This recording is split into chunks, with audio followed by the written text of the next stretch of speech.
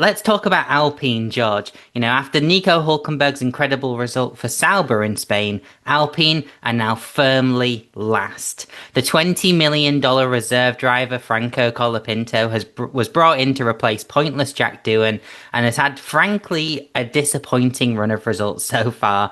Pierre Gasly sounds like he would rather be anywhere else, and they've got convicted cheat and all-round slimeball Flavio Briatore in charge. Is 2025 a write-off for Alpine, and do they have any hope left in L Plan? Oh, what an absolute glorious tee up that was there, Ruby. Thank you very much for that. That's perfect. Yeah, Flavio was brought in to get results. I'm sure he said something like that, but the results are just not getting better. They're literally bottom of the constructors. Hulkenberg sending them to the bottom. It's absolutely humiliating.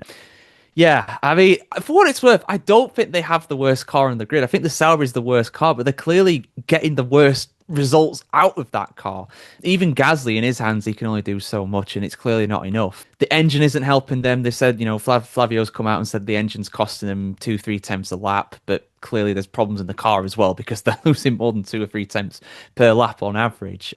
Like we spoke about on our Beyond the Grid Talk Patreon podcast a little bit ago, they're in Formula One to win. They are the French national team of Formula One. The French public literally owns part of Renault, which obviously owns Alpine. So they have a vested interest in this. We talk about Ferrari's failings and how inconsistent they've been, and they have been, of course, but they're still second in the constructors. The national team of Italy, but the national team of France is just useless right now. They are doing so bad. Luca Di Maio, the president or the leader of or the CEO or whatever of Renault, has had to publicly come out and say, we are not going to leave Formula One, Wolf of Wall Street style. We're not leaving. I'm not leaving, I mean, everyone's saying they should leave, but from a business point of view, it makes perfect sense for them to stay because Formula One is booming right now in terms of its popularity. Even the worst team on the grid, Alpine, their value will be going up. So from a financial point of view, they have every reason to stay. But from a sporting point of view, it's just not working for them. We've not seen a market improvement from Franco Colapinto.